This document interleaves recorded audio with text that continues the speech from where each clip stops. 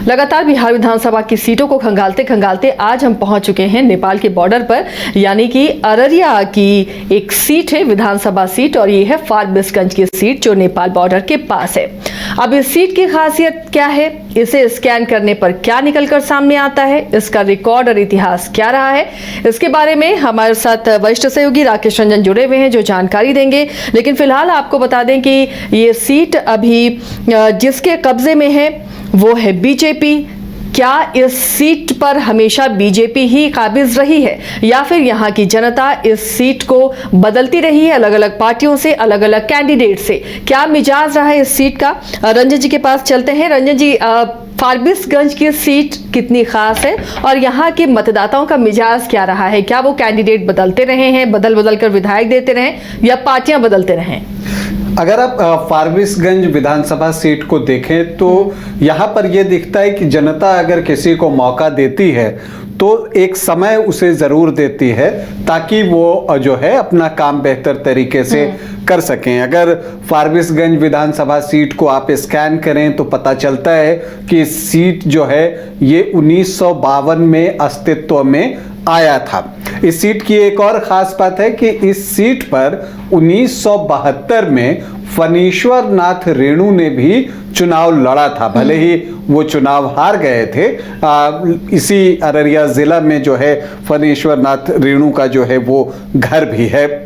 तो देखिए, जब हम इस सीट को देखते हैं तो हम क्या देखते हैं कि जो शुरुआती वक्त था जब 1952 से शुरू हुआ तो कांग्रेस और समाजवादी सोच के बीच एक लड़ाई देखने को यहाँ पर मिलती थी। हालांकि ज़्यादातर मौकों पर जो है वो आपको कांग्रेस को सफलता मिलती चली गई, लेकिन फिर एक बार बीजेपी की एंट्री होती है। 1985 में वो दूसरे स्थान पर थी और 1990 में बीजेपी को पहली जीत मिली और फिर उसके बाद ये सीट बीजेपी की ही होकर रह गई साल 2000 को अगर हम छोड़ दें तो।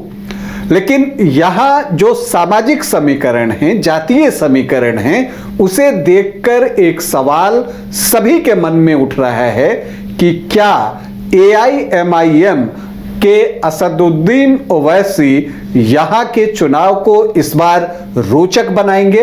क्या फारबिसगंज में AIMIM भी अपना कैंडिडेट देगी? ये एक बड़ा सवाल जो है वो है। और अगर असदुद्दीन ओवैसी आते हैं तो उसका चुनाव परिणाम पर क्या असर पड़ सकता है, इस पर भी हम चर्चा करेंगे आगे। फिलहाल आपको बता दें कि इस सीट पर जब हम कहते हैं कि शुरुआती सालों में कांग्रेस का कब्जा रहा है तो आप देखिएगा कि जो शुरू में 10 चुनाव यहां पर हुए हैं टिल 1985 तक, तो उस 10 चुनाव में कांग्रेस 9 बार ये सीट जीतने में कामयाब रही और एक बार ये सीट आपको PSP को गई, प्रजा सोशलिस्ट पार्टी को।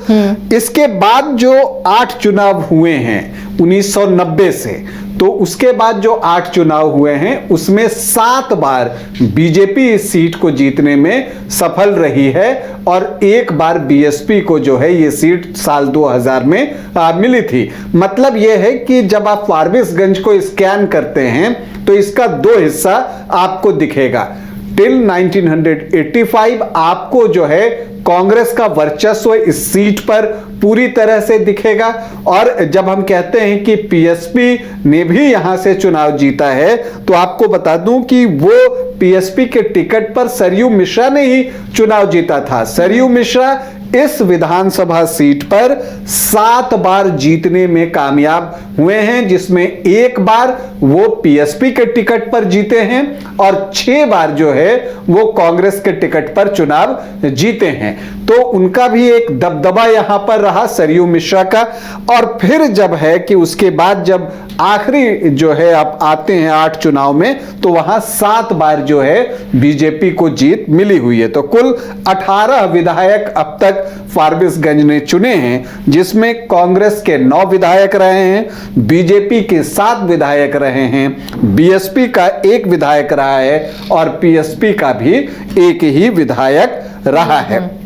अब हम आंकड़ों पर गौर करते हैं तो अगर हम आंकड़ों पर गौर करें और देखें कि साल 2010 से क्या कुछ होता आया है, तो एक चीज और देखने को मिलती है कि बीजेपी जो 7 बार जीती है ना, तो वो कुछ एक चुनाव के बाद अपने उम्मीदवार बदल देती है। जैसे अगर हम देखें कि 2005 में लक्ष्मी नारायण मेहता फरवरी और अक्टूबर दोनों चुनाव जो है वो बीजेपी के टिकट पर जीते थे, लेकिन 2010 में बीजेपी ने जो है पदम पराग रॉय को इस चुनावी मैदान में यहां से उतार दिया, मतलब कि प्रत्याशी बदल दिया। उससे पहले 1990-95 में मयानंद ठाकुर बीजेपी के टिकट पर चुनाव जीते थे, लेकिन फिर उनको भी बदल दिया और फिर 2005 में लक्ष्मी नारायण मेहता आए, 2010 में पदम पराग आए। और आपको बता दूं कि उनको 70,463 वोट मिले, मतलब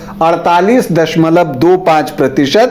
और उनके सामने एलजेपी से मयानंद ठाकुर, जो कि बीजेपी के ही विधायक रह चुके थे 1990 और 95 में, वो एलजेपी के टिकट पर खड़ा हुए थे, उनको 43,636 वोट आए, मतलब कि 29.88%। और पदम पराग ने फारबिसगंज सीट 26,827 वोटों से जीत लिया। कांग्रेस के जो उम्मीदवार थे वो तीसरे स्थान पर रहे, उनको 8,185, मतलब कि 5.5% से कुछ ज्यादा वोट ही आए।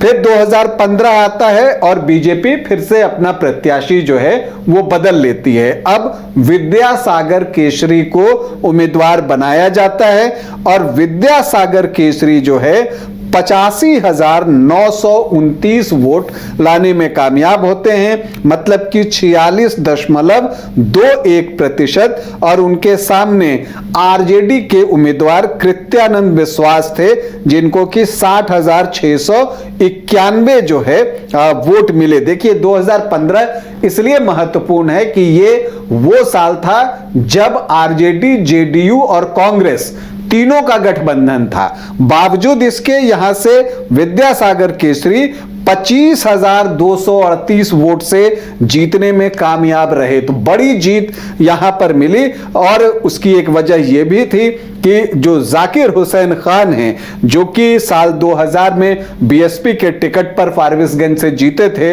वो जो है पप्पू यादव की पार्टी जैप एल से जो है वो खड़े होते हैं और वो भी 10% वोट ले आते हैं, 18,894। और लक्ष्मी नारायण मेहता जो पूर्व में बीजेपी के विधायक थे 2005 में, वो भी चुनाव लड़ते हैं और उनको 2.29%, मतलब 4,262 वोट आते हैं। फिर आता है 2020 का चुनाव और चूंकि पिछला चुनाव आरजेडी हार गया था, तो इस बार जो है सीट एक बार फिर से कांग्रेस को दे दी गई और जाकिर हुसैन खान जो 2015 का चुनाव पप्पू यादव की पार्टी से लड़े थे, इस बार जो है कांग्रेस के टिकट पर चुनावी मैदान में खड़े हो गए।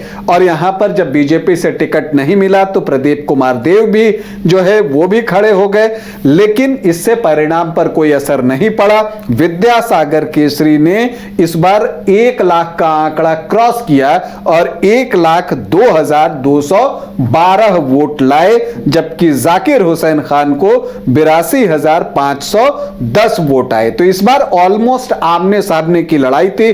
पिछले 2 मौकों पर जब हमने चर्चा की तो एक ट्रायंगुलर फाइट जैसी स्थिति थी और जब आमने सामने की लड़ाई हुई तो विद्यासागर केसरी को जो वोट मिले वो 49.5% वोट मिले। हालांकि जाकिर हुसैन खान को भी जो है वो 40% वोट मिले। अभी जब 2024 का लोकसभा का चुनाव हुआ था तब आप देखिएगा कि यहां से बीजेपी ने जो है बड़ी लीड हासिल की है 39,203 वोटों से, और जो प्रदीप सिंह हैं बीजेपी के जो सांसद बने, उनको यहां 56.5% वोट आया, 1,26,457, जबकि मोहम्मद शहनवाज आलम जो कि तस्लिमुद्दीन के बेटे हैं, उनको 87,254 वोट ही आए और 39,000 से ज्यादा वोटों से प्रदीप सिंह लीड कर गए। तो एक चीज तो यहां पता चल रहा है कि अगर ट्रायंगुलर फाइट होता है तो वोट दोनों तरफ से बंटते हैं, लेकिन फिर भी बीजेपी को एक एज रहता है। लेकिन जब आमने सामने की लड़ाई होती है तो तो वहां पर यह देखने में आया है कि एक पोलराइजेशन होता है, खास करके जब सामने जाकिर हुसैन खान उम्मीदवार थे तो विद्यासागर केसरी को जो है जमकर वोट पड़े और वो 49.5% वोट लाने में कामयाब हुए। अब अगर हम यहाँ के जातीय समीकरण को देखें तो हम ये देखते हैं कि यहाँ पर जो है, जो आपको मुस्लिम बहुल इलाका है 33.8%, मतलब कि 34% मुस्लिम वोटर यहां पर हैं। और यहीं पर लग रहा है, चूंकि इस बार AIMIM सीमांचल में जो है वो पूरा जोर लगा रहा है, तो ये हो सकता है कि यहां से ओवैसी अपना प्रत्याशी उतार दें। क्योंकि एक चीज जो महागठबंधन को देखनी है कि जब वो जाकिर हुसैन खान को उतारते हैं तो हिंदू वोट जो है वो काउंटर पोलराइज होता है। मुस्लिम वोट तो मिलता है कांग्रेस को, लेकिन यादव वोट भी जो है वो यहां पर उनको मिलते हैं। एक MOI का यहां इक्वेशन दिखता है, 33.8 मुस्लिम और 7-8% यादव भी हैं, तो 40-41% का आंकड़ा है जो वोट जाकिर हुसैन को आए। लेकिन फिर बाकी जो वोटर्स हैं वो एक तरफ गोलबंद हुए और बीजेपी को इसका फायदा हुआ। तो इस बार ये भी एक थॉट हो सकता है महागठबंधन का कि यहां से, चूंकि जो ब्राह्मण वोटर्स हैं और यहां पर अगर आप देखें सरयू मिश्रा ने 7 बार चुनाव जीता है, तो क्यों ना हम ब्राह्मण जाति से किसी को उम्मीदवार यहां पर बना दें, ताकि जो है जो MOI का इक्वेशन है वो तो रहे, साथ में ब्राह्मण वोट जो है वो जुड़े। लेकिन ऐसी परिस्थिति में अगर ओवैसी आ जाते हैं तब फिर जो है RJD की मुश्किलें या कांग्रेस की मुश्किलें, चूंकि ज्यादातर उम्मीद रखिए कांग्रेस इस सीट से चुनाव लड़ती रही है, तो कांग्रेस की मुश्किलें जो है वो बढ़ जाएंगी। लेकिन आप मानकर चलिए कि ओवैसी जिस तरह से सीमांचल में पैर पसार रहे हैं, जो उन्होंने सभा की बहादुरगंज में, उसमें जो उनको जनसमर्थन मिला, उससे उनका उत्साह जो है निश्चित तौर पर बढ़ा होगा और कार्यकर्ताओं का भी, AIMIM के कार्यकर्ताओं का भी उत्साह बढ़ा होगा। और चूंकि फारबिसगंज में मुस्लिम वोटर्स 33.8% हैं, तो हो सकता है कि ओवैसी यहां पर भी अपना प्रत्याशी उतार दें। अब देखना यह है कि आगे क्या कुछ होता है। अगर आप देखिए तो यहां भूमियार 2-3% है, ब्राह्मण 5 से 7% के बीच में, वैश्यों की संख्या यहां पर अच्छी है, वैश्य वर्ग जो है 9 से 10% हैं। और इसीलिए जो है बीजेपी यहां से विद्यासागर केसरी को चुनावी मैदान में उतार कर रखती है, क्योंकि वैसे वोटर्स यहां पर ज्यादा हैं। अगर आप राजपूत वोटर्स की भी संख्या ठीक है, मंडल वोटर्स यहां पर जो हैं वो भी अच्छी संख्या में हैं, तो यहां पर एक चीज दिखता है कि एक तरफ जो है 33.8% मुस्लिम वोटर्स हैं और यादव वोटर्स भी अच्छे हैं, लेकिन यहां पर जाति में वोटिंग ना होकर जो है वो पोलराइज होता है रिलीजन के आधार पर। ऐसा मुझे दिखता है कि एक तरफ MOI जाता है तो बाकी जो है वो जाति के बैरियर को तोड़ते हुए एक तरफ इकट्ठा होते हैं। और इसीलिए जब आप बीजेपी की बढ़त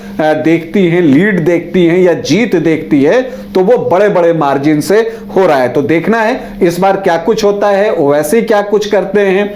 RJD इस सीट पर चुनाव लड़ना चाहती है माई इक्वेशन को और स्ट्रांग करने के लिए, या कांग्रेस की चूंकि ये ट्रेडिशनल सीट रही है तो वही चुनावी मैदान में उतरने का फैसला लेती है। और बीजेपी जो कि अक्सर 2-3 चुनावों के बाद प्रत्याशी बदलती है, क्या इस बार जो है विद्यासागर केसरी को बदलेगी, या चूंकि पिछले चुनाव में उन्होंने जहां बीजेपी को लगता होगा कि शायद एंटी इनकम्बेंसी है तो कैंडिडेट चेंज करके देख लो। जी हाँ, वो अक्सर आप देख रहे हैं कि 2 जीत के बाद जो है वो बदलते हैं। लेकिन विद्यासागर केसरी को खुद पिछली बार 49.5% वोट आए थे और इस बार लोकसभा में प्रदीप सिंह को 56.5% वोट मिला। तो इससे लगता है कि हो सकता है कि इनका जो है वो टिकट बच जाए और वो जीत की हैट्रिक लगाने के लिए उतरे। लेकिन ये देखना है कि अगर ओवैसी चुनावी मैदान में उतरते हैं तो फारबिसगंज का जो चुनाव है वो और भी रोचक हो जाएगा।